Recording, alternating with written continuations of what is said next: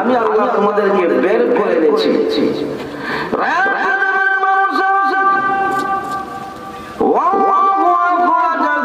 আমি আল্লাহ তোমাদেরকে বের করে এনেছি তোমার মাঝে তোমাদের মায়ের পেট থেকে পৃথিবীর মানুষ আছে তখন তোমরা কোনো কিছু বুঝতে না, তোমরা জানতে না। যখন আপনি আমি দুনিয়াতে এসেছি, দুনিয়াতে আসার পরে কোনো কিছু বুঝতাম না।